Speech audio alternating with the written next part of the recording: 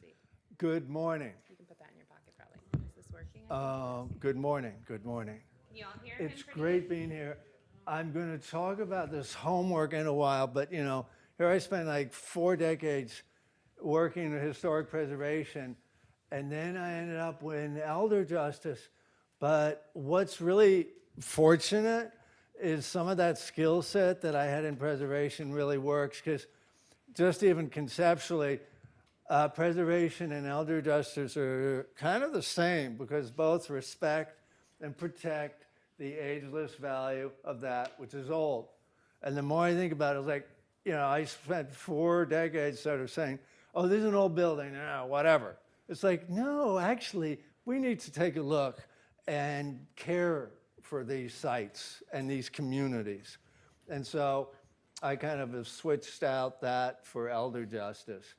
And I'm so excited to be here today and have been invited. Thank you, Amy. And just what I'd like to do is tell you a bit about my grandmother's story and how it's compelled me to advance in terms of elder justice.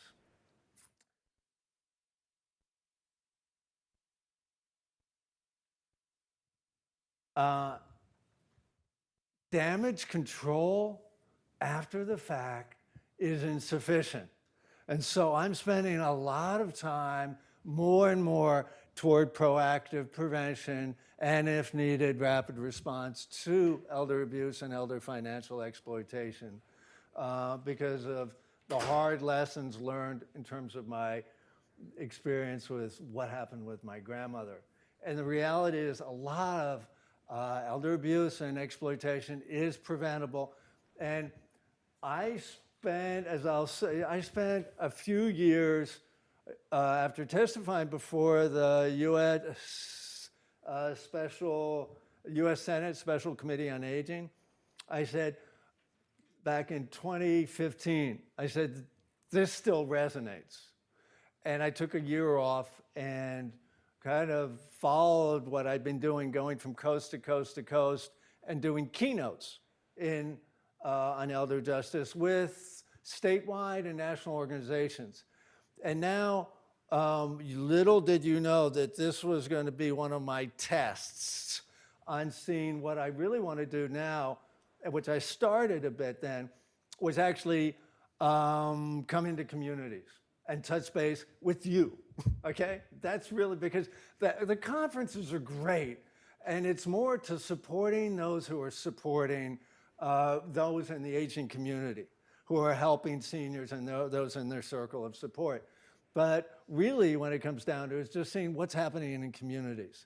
And so this is one of my dipping my toe into what might I do in hitting the road, and instead of going to big conferences, really just wandering into communities toward prevention.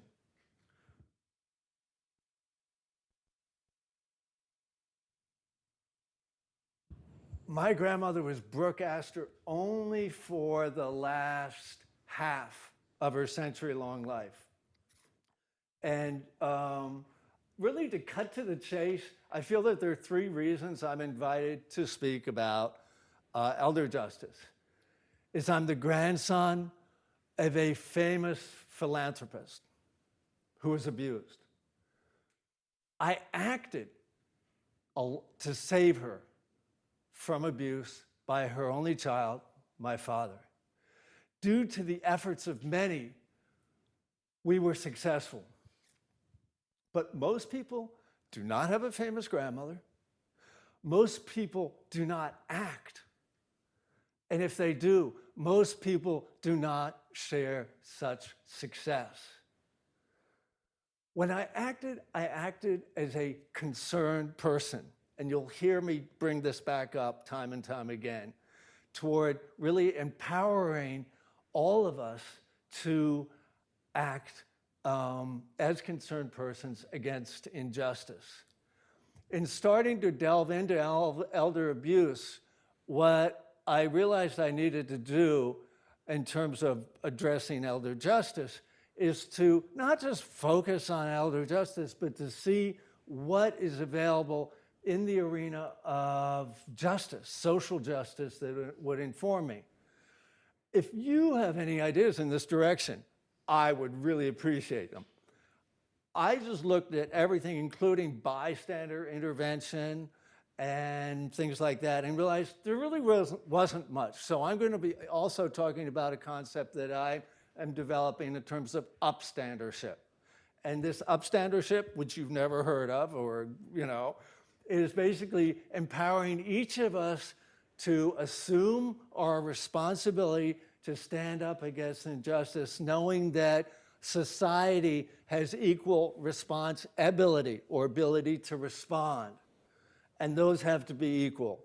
And that's the big trick, because when I was fortunate when I acted that we shared success, but many people do not. And a lot of people say, oh, there's this incredible success, but what is addressed less than success is the trauma that each of us as concerned persons suffered throughout our ordeal.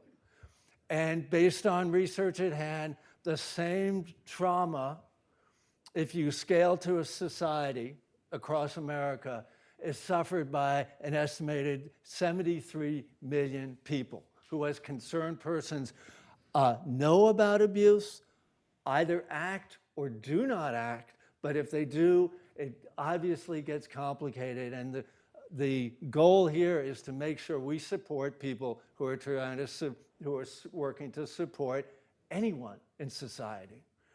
And in so doing, if you will, practice philanthropy, just like my grandmother did, which we do all the time, because philanthropy is the love of humanity. My grandmother was born in 1902, and her third husband was Vincent Astor, who she married the year I happened to be born in 1953. And when she was 60, she wrote, I think it was her first book, Patchwork Child, about her peripatetic patchwork childhood in Beijing and just around the world. And you would think she would be ready to retire and was simply steeped in nostalgia. Not so.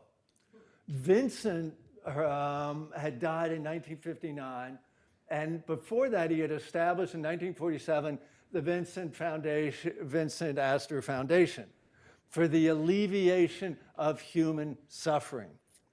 My grandmother, against the advice of the all-male board that was the foundation, took on and assumed presidency in 1960 at 59, and she closed up the foundation when she was 95. So all of her efforts toward, in this arena, alleviating human suffering was as a senior. And it's ironic and sad that her ageless attitude did not protect her from abuse. The same can be said for millions of Americans suffering similar injury today. My grandmother, through the foundation, gave money to New York City's cultural jewels, so New York Public Library and the Met and J.P. Morgan and many others. She continued her interest because of her childhood in Beijing in Asia, giving East meets West new meaning as she's celebrating the opening of the Chinese or Astor Courtyard at the Metropolitan Museum, really engaging in really cultural diplomacy with China. It was the first time we opened any doors with China. But her favorite projects were working in neighborhoods with communities, where she would go in and visit all these look at projects of all these grant applicants personally, and she would give seed money. The foundation would give seed money, and really importantly, the Astor seal of approval, the kind of due diligence that then spurred greater involvement and investment of other philanthropists and community activists. And so she did this for years. She even did it up in Maine, where she would spend her summers sort of regrouping or hiking. This is what I had as my childhood memories. She was New York City's grande dame and a humanist aristocrat with a generous heart. She got the Presidential Medal of Freedom from Bill Clinton at age 96. When she was 100, David Rockefeller, her friend, gave her a party for 100 people in Westchester at David's country house to celebrate. And she disappeared from the limelight until my guardianship petition was discovered, which was to be sealed, was discovered by the press, leading to these front page headlines, reading, "Disaster from Mrs. Astor." My grandmother would never want to be known as one of America's most famous cases of elder abuse. Nor did she, while in the throes of Alzheimer's, choose to be deprived, manipulated, and robbed, all as part of a calculated scheme to defraud, as characterized by the Manhattan District Attorney. Yet, my grandmother's case really achieved recognition of a timely and timeless cause in elder justice. And I'm working to make sure this may be her greatest, most lasting legacy.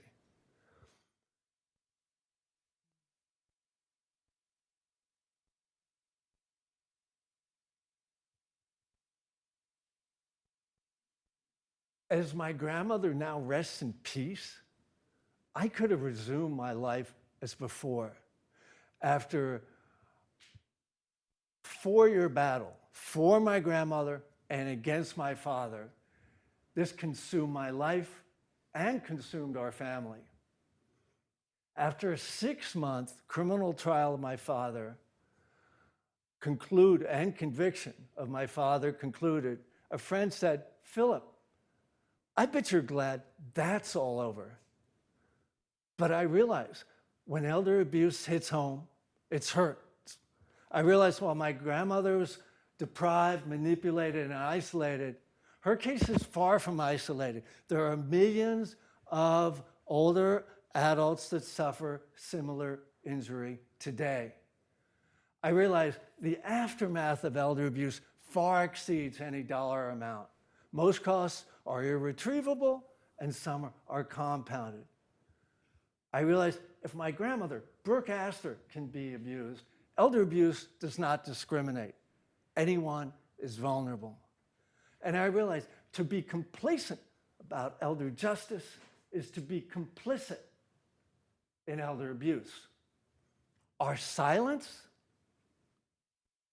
protects perpetrators, not our loved ones. Concerned persons help break that silence. Concerned persons help toward detection, response, and even prevention of abuse. Concerned persons are critical. Yet concerned persons should not be proxy for society. I have been working with the New York City Elder Abuse Center for several years that in around 2009 started investigating the idea of a helpline, not for older adults, but for people who are trying to help them. That would have been me in 2006. And if I had had somebody I could call back then, whoa, would that have helped? And so the New York City Elder Abuse Center is associated with Weill Cornell, that's obviously associated with Cornell, and tagged on to a Cornell survey 4 questions about whether people were concerned persons trying to help an older adult. And the result is, in the findings, and I will post this up, on my website. You can download this whole thing with anything that's hyperlinked. Any of these will go straight to, if you click on it, straight to whatever the web resources are. But basically, we discovered those 73 million people out in America who are concerned persons who need help. And so Risa Breckman, who led this work and is executive director of NICEAC, and I should try to publicize this beyond the gerontologists. I don't know if you read the gerontologists every day, but I kind of, but try to get it out there. Is we wrote this piece, and Nancy Oates, who was a concerned person who helped Miss D in apartment 4B. Okay, it's not like Miss D was her grandmother. We've been tag teaming. She's a graphic designer and did this helping as the graphic for our article with those letters on this tightrope with the dangling G. Now, as a grandson who helped his grandmother, I could identify with the dangling G. But really, I feel that the G actually stands for gender equity. After our pilot year of the NICEAC Helpline for Concerned Persons, we did a survey, and that women were the most predominant callers into the helpline, and daughters were by far. And what I feel is that really what happens is that as Justitia holds the balance, she realizes that my term, ageless equity, will not be achieved until we achieve gender equity. And that goes for, and I when I address this sometimes at keynotes, I'll be looking at adult protective services that are in the mix and other folks, and what? About 90% of those who are helping older adults are women. It's just the reality. And so I think this needs to be addressed when it comes to concerned persons here, but at large. As principled actors, concerned persons draw the line. This line becomes a battle line where concerned persons can be, at times, human shields, imposing themselves between a perpetrator and somebody they're trying to save. At times, the concerned persons become collateral damage, which was basically what happened with a lot of us in this battle. This line becomes a slack line where concerned persons balance, quote unquote, by concerned persons, all of my responsibilities while they're navigating new, dangerous, uncharted territory. Alone, concerned persons hang on by a thread, and there's no way that they can weave a secure social safety net for themselves, for somebody they're trying to save, much less for society. That safety net is woven by all of us. And that safety net works when we have safety networks. When those safety networks are both formal, experts who serve and save, but critically here, informal. And if we look at these circles of support that look suspiciously like Uri Bronfenbrenner's ecological system stuff, but we haven't had enough coffee on that one. So we're going to say, here are circles of support. And when Bronfenbrenner worked on this, it was for children. We can switch out anybody here. In this case, at the center are older adults, and then there are their circles of support. And what we've been doing is that, as you'll see in a reference next, Joan Harbison, who's from Nova Scotia, and her colleagues wrote how basically let's presume that the fundamental impediment to elder justice is ageism, okay? We could discuss that if you want. But that ageism of, if you will, discounting seniors is a social construct. We created that after World War II, where we, the U.S. in this case, we're trying to, among other things, we're trying to reboot the country, and gave seniors the boot and said, you all retire because we need to make room for the next gen in terms of jobs. The math and the calculus doesn't work that way. But that, coupled with all these other things, basically created what, in shorthand, I'm just going to call a social harm. It was created by society and imposed, in this case, on your future self, if nothing else. And what happens is, if what happens is this was discovered, if you will, starting in the 60s. It became fairly evident fairly quickly, but it was discovered by experts in the field, in the aging field, who have borne the burden of responding.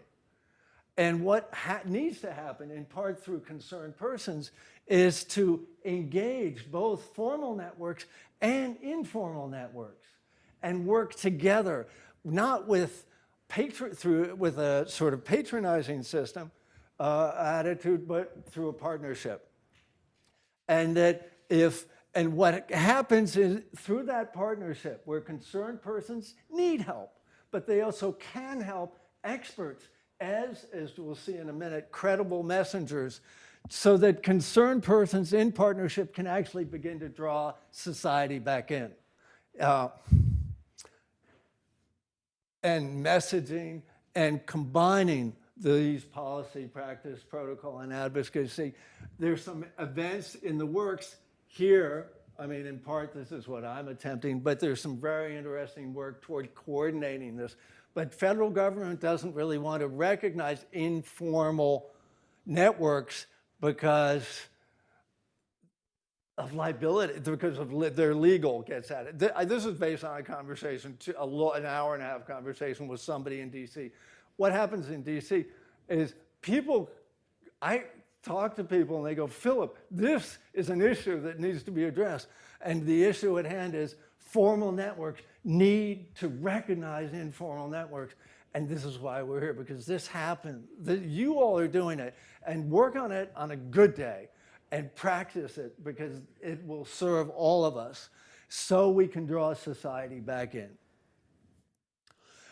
If concerned persons are, and their concern, their consternation, and their capacity are discounted or discredited, they are out of the loop. The burden to respond to abuse and exploitation is shouldered by experts only, and society is completely out of the picture. That's how I see it. That's at least one facet I see it now. So, the trick is to re-engage informal networks.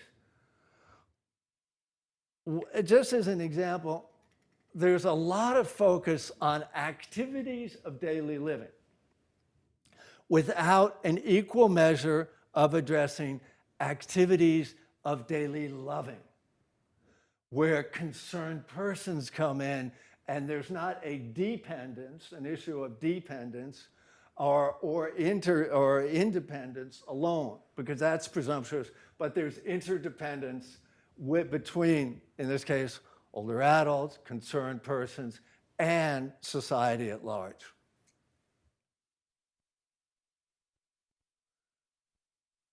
Concerned persons are discounted and discredited, and they're isolated.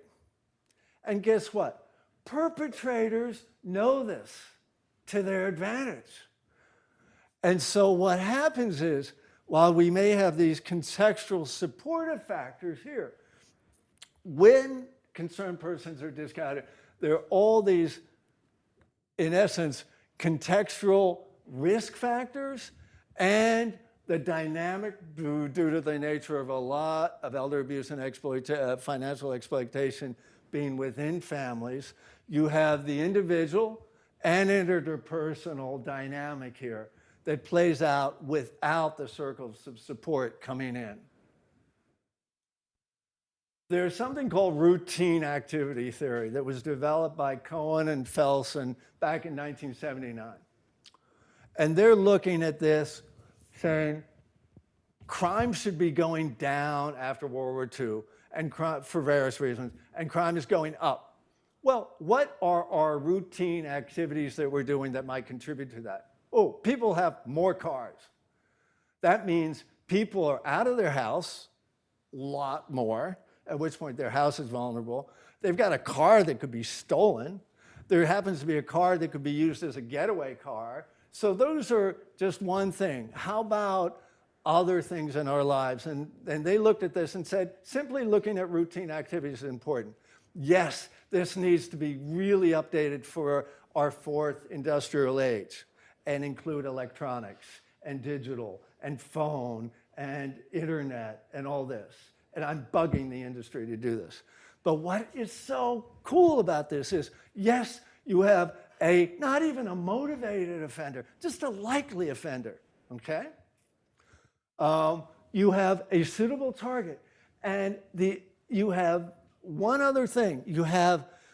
If you have a capable guardian, if you have the presence of a capable guardian, let's say a concerned person, a crime, in essence, will not occur. You really need the absence of any one of these. And so, yes, you can address this. You can make a target less suitable. But in this case, what happens is we, in terms of elder justice, have been focusing, or in terms of victimology, have spent a lot of time focusing on the offender, okay? And then finally, there was a switch to and I put this in quote because I don't like the term victim, but victims. But the idea of the offender and the victim dyad leaves society completely out. And what this routine activity theory says is we can all be capable guardians. And it's ways to basically address that, which is kind of the focus here, to try to really bring this in to address elder abuse as a crime. When I filed my guardianship petition to help my grandmother, I was naively hoping that this family feud would be quietly settled. But for my grandmother and millions of Americans, elder abuse is not a family feud, nor is it a civil matter. It's a crime, and it needs to be addressed like that. And one of the greatest consternations for seniors and for concerned persons is when they're told by authorities that elder abuse is not a crime. At which point, when that happens, seniors and those in their circle of support will be re-victimized, not only by the perpetrators, by society and society's lack of responsibility and response.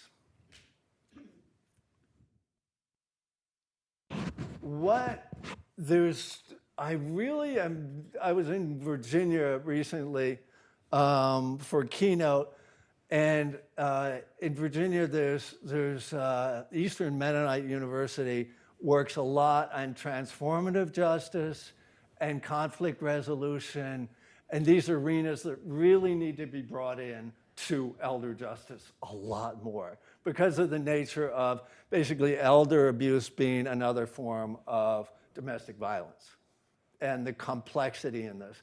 That did not happen in my father's case. When I was day of testifying against my father in that 6-month criminal trial, all I wanted to say, I guess through the press, because I had no other means, was to say, please plea and seek forgiveness. And he didn't. And there's lots of reasons. But there's needs to be an opportunity to address this, ideally proactively, before this happens. Here's the front page of the Times, day of conviction. And yes, it was about a lot of money, but it was also a moral flaw in my father. Hard to say. here's Justice Bartley after that 6-month trial saying, what would your mother say if she were here? Would she blanch at the spectacle? Would she despise you for the breach of trust? My grandmother had an incredible circle of support. She had an incredible A-team. And this A-team took a strength-based approach to what our ordeal. But they were not without bumps along the way. Here, Alice Perdue, my grandmother's secretary, was dismissed after she questioned my father wanting to make some financial transactions that benefit him at the expense of her boss, my grandmother. Chris Ely, St. Christopher. He was trying to protect his boss, his friend, my grandmother, and because of his efforts, he was dismissed. And my grandmother's country house shuttered. All this started out as was to, what happened with all this ordeal is it all began with wanting to respect my grandmother's wishes. And so the beginning really began with the end in mind is my grandmother wanted to spend her last days in her country house, which had been shuttered. And that's all. We didn't know how bad all this was. We were just trying to get her home. And so Chris was so critical on that. Chris was able to connect me. You would think I would just get on the phone and call up David Rockefeller. No, it's because of Chris connecting with David's staff that we got together, along with Annette de la Renta and Henry Kissinger and all these other players, to save my grandmother. But basically, that it was very simple until it got complicated. And so it was because of my grandmother's circle of support that she was able to come full circle. Old age must never be considered a terminal stage, but when we return and come full circle, cradled in trust. And that's what we did. I tossed these are a little academic, but what happens is Eric and Joan Erickson, who hung out at Harvard at their last decades, romantic couple that they were, developed the stages of psychosocial development. And it was the 8th one was only added decades after all these other ones were developed early on in terms of age. As Joan's taking Eric to some train station to present going, we're kind of missing the stage we're in, which was 65. And it's like, we need to add this.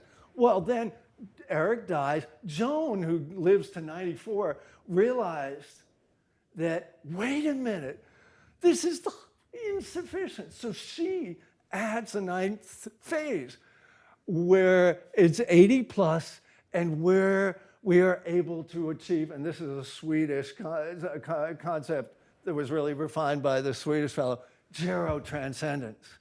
This is kind of this is, I'd love to have some folks delve into this much more. But this is where we're going so that we no longer try to stop or turn back the clock. We let it run full circle. And I think this whole concept of end of the pipeline or whatever doesn't serve us well. And this can couple up with how sort of what Mark Anderson, who's the founder of Encore, I'll talk about in a moment if we have time. That circle of support works. But there's so many impediments where, in essence, that circle of support becomes a target by perpetrators. At its root, I'm going to stop for a minute, and I would love to talk about this assignment. You don't want it. Do you want an assignment? Yeah. Okay. what happens? This is due tomorrow. Oh, somebody needs one. Somebody can, oh, yeah, you really want to understand. What happens is the administration on community living is, you're welcome. This is not, this is not ADA compliant. I think it's 12-point type, and that's my fault. But the administration in community living is looking for your advice. And of course, you already know this, but I'm taking a turn on this. What they're looking for is if you turn it over, they're seeking input for two questions when it comes to caregivers and the importance of caregivers. This is in following up from the, in essence, the Family Caregiving Advisory Council was formed last year. And it is going to be spearheading this sort of at the federal level. And they're saying, okay, we recognize caregivers are critical. And the questions would be, please list, and people can list as many as they want, but it's in essence one at a time. Please list one pressing family caregiving need or concern that you would like to see addressed. And then the other thing is, what would you like to offer as a specific recommendation to address the need and concern? And those questions asked. This is where I'm taking a twist. Thank you for asking. This is where I'm taking a twist, because I'm going, okay, we all know caregivers. I guess my tagline is fight for the care. Cure is so allopathic and doctor-oriented, and you can talk about Brandeis's Irving Zola, who wrote in 1974, medicalization as a form of social control, okay? Boy, did he have his head wrapped around this. We want to try to step away from medicalization and curing and focus on care. And so I recognize that all this stuff that's happening at the federal level is really critical to recognize caregivers and what they're doing. And that's what this is. But then I'm saying, wait a minute, what about those folks who they're caring for? What about the recipients? So what I'm suggesting, even though the feds are not asking for this, is if you are a care recipient, I don't see why you can't simply say, as a care recipient, I suggest this. I just feel that both parties need a voice. Otherwise, we're back to abuser and victim, and it's not looking at the dyad and then scale it up to society. So they're not really looking for input from care recipients, but I think it's kind of fair. What do you think? I mean, and the reality is, and dealing with health, I did a website recently I'm trying to get an act through Congress, along with other folks, Stamp Out Elder Abuse Act. And it's stampoutelderabuse.org, and you can go there. And then, so a colleague goes, oh, put a, donate button. And I go, donate button? What am I going to get, why? So I said, okay, how do we address this? And it's basically, either you need help or you can help. And in this case, I said, so I did resources on, here are resources that will help you right now if you need to contact somebody. And this is how you can help in your community. And I'm pointing folks to their councils on aging, because we're like, how can I help? It's like, go to your community. And so this is sort of reflecting where I feel, somewhere in our lives, we either need help or we can help. And in this case, I'd say both parties need to be considered. Feel free, the limit, I'm not suggesting you write 750 words. The limit on both answers is 750. Haikus are fine too, okay? But feel free to write stuff down, and I'm not sure. We could collect them and input them into online. I gave you a link for online if you want to do it yourself. And I'm not sure, it's up to you. Or you can use this for origami also. Actually, it's double purpose. But these are due at the end of tomorrow by midnight, basically. And I kind of, like your input would be valued. Do you have any questions on this assignment? Yes. I'm going to take other questions, and if we have more time on other stuff in terms of talk about, I'm going to take, you have a question? Well, two-part. Okay. There are so many blocks. Just stepping back to your first question, I think really it boils down to, people go, oh, seniors become isolated. No, actually seniors or older adults say, I want to nurture relationships that I value and really work on them. And I think it's just incumbent on all of us to say, who's got my back? And make sure that you can just count them on one hand. But one hand, to me, 5 people would be a lot. But that's sort of where we need to head. And that actually sort of evokes agency, so to segue to the lawyer who was the sole practitioner, when it comes to trusts, make sure that there's co-trustees who will watch each other's backs, and even think about when you've got healthcare proxies, even having 2 trustees with healthcare proxy. And you can go, that's going to make it complicated, but it's just a balance, as we know now from now. It's when you have a concentration of power anywhere, it's unfortunate when there's this balance. So I think really, whether it's through here or community, is really, it's almost making a pact with somebody going, I'll watch your back if you watch mine. And you're very considerate saying, you don't want to impose on, in essence, your nephews or nieces. But damage control is much more complicated than a few difficult conversations and checking maybe just legal documents and healthcare proxies and things like that. I don't know. I think having those conversations and sitting down with the nephews would be really, if you can, would be really helpful. And you can just, if they have any questions, my phone number is somewhere. I can convince them a conversation's worth it. Yes.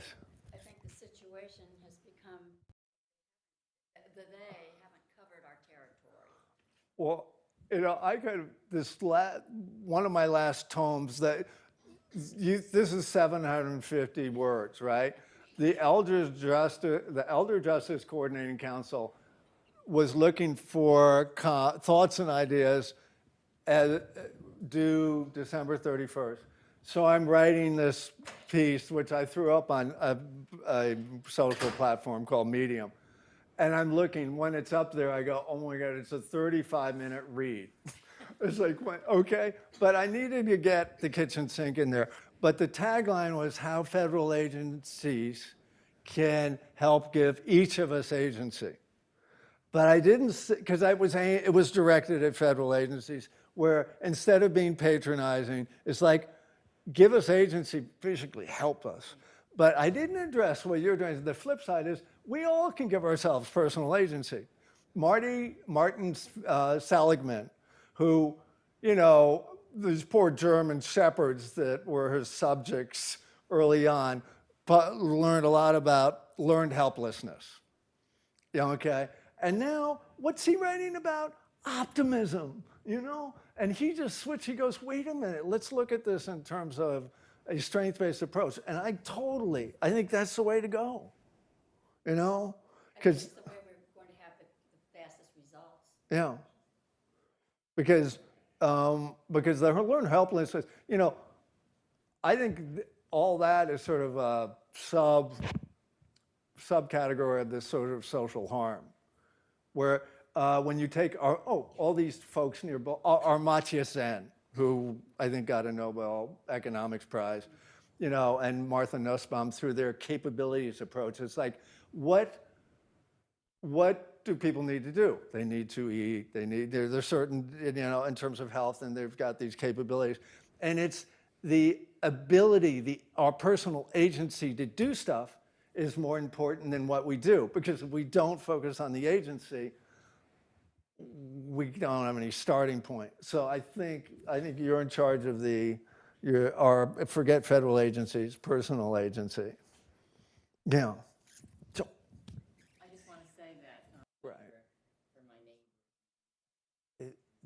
The court, we're all trying to take a strength-based approach, but the courts, to me, the litmus test on our social compact between society and self is what we're doing in terms of guardianship. We need complete reform. And what's so distraught is this guardianship, due to the nature of federalism, is state sanctioned. Every state sanctions it, but it also sanctions what's happening in the courts. And you only have to look at what's happening in Nevada, what's happening in Florida, and guess who lives there? And perpetrators know. These are like easy states. They're easy states to work with the system and get away with literally murder.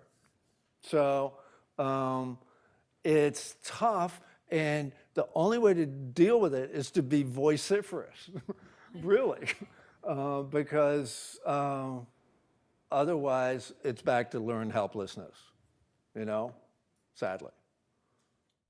Some other thoughts? Yes. Well, it is incredibly difficult. I think just having a family member be really, you cannot simply warehouse people. Sorry, I'm being crude, but you have to be on. When I go to visit now my late mother's last friend who's around in New London, Allison, I go to visit Allison, and what looks really nice on the outside is because the staff's salary is getting cut. It's really, and the turnaround is like, oh, I didn't see you here last time. So you just have to show up, somebody's got to show up more. Of course, I've got an elder justice card, I can leave. But people should make sure when they leave that folks know. It's tough because of the lack of oversight. I will give a huge shout out to ombudsmen, but ombuds. And ombudspersons or ombuds are really critical. And so that there, I think, is one of our greatest resources. And legislation in DC is hopefully going to help this or buttress this more, because that's, I think, our first line of defense. Thank you for bringing it up. Yes? You mentioned something about the Eastern Mennonite community, or was it Eastern Mennonite University in Virginia. I think it's Harrisburg, Virginia. Does a lot on conflict resolution and transformative justice, and they're good. They're good. And I just think there is some of this work that's been going on, but I think just more. One thing I want to just leap through here just to get to, it speaks to all this, is when people say they trust, you can trust your closest friend who you're divulging your greatest hopes and fears to, but you're also going to trust her ability to drive as you're heading through Boston traffic. And trust involves both ethics, but also agency And this is the frustration that you're voicing. It's like somebody's getting harmed and I can't help. They can't, I didn't feel as though I had my grandmother, that I earned my grandmother's trust in me because I wasn't able to help her for years. It finally happened. So to me, trust is both moral trust, but trust and ability. And I'm just going to, and I call these two here, I call them the trust twins. But then what I do because this is part of my day job, I want to talk about the trust triads on closure, where we trust somebody's ethics, we trust somebody's ability to act and to help us. But elder justice, I now say it's the promise, because promise underscores our trust, but it's also forward-looking. And to really trust, to gain that trust, we need to be able to know that somebody understands our goals and wishes, looking forward. And that's where, you all have wills, right? I'm always lecturing. Anybody, I used to lecture my 18-year-old students. I would lecture them about wills. You're an adult, you need a will. Yes. But the goals and wishes here are really intentional. I have some references and you can take a look at it, but the goals and wishes are in essence, what do you want? What is not just your life, but your legacy and your wishes when you can't meet those? And that's through wills, trusts, most critically, healthcare proxy. And yes, there are other instruments, but to me, I felt as though I could gain my grandmother's trust because I knew that, at least on one standing, her wish was to spend her last days in the country. And if I didn't know that, and if other people like David Rockefeller didn't know that, I wouldn't be here today. But we knew that, and I think it's really important, both in formal and informal ways, to express those goals and wishes to people, and to say, to meet with the nephews of the world and just express this, because if you don't, it's not going to make it simpler for anybody.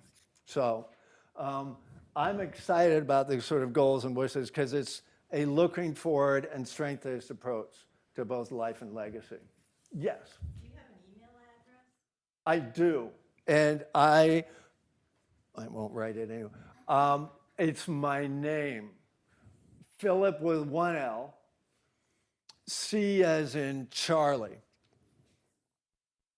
and my last name with two L's, at Gmail. Actually, I'll give you a card. And also, if you go to beyondbrooke.org, that would be my cause-based campaign. And I will send you a link, and I will put this up as a PDF, which means you can look at it and click on anything, and you won't be tested because I don't give finals. And so feel free to touch base, and I've got my phone number there. And that's my helpline. Yes? In terms of talking with your healthcare proxy, one of the best guides I have seen so far is Yes. Did you have somebody present the 5 wishes recently? One thing I'm excited about, where our time is up, but what maybe some of you were doing, 5 wishes is critical. It's so simple. Did you do it? Yes, I Excellent. Was it like you feel good about it at the? did it for myself and I did it for the person Yes. who is now in dementia. That is wonderful. Excellent. Okay. Good. 5 wishes. I think if you go to fivewishes.org, I think, or Google 5 wishes. I can show you. Okay. And you can do it online, or you can send away and print it out. And it's not just a checklist. You get to sit there, and it's basically expressing your goals and wishes. So thank you for bringing it up. I'm really excited about the pairing up of some of you with, I think it was 10th graders. There was some event that happened recently. The school. How did that work out? I didn't go to this. Okay, that's all right. Okay, because it sounded interesting. This kind of. So I think our time is up. I'm not going anywhere for a while. Thank you. Thank you.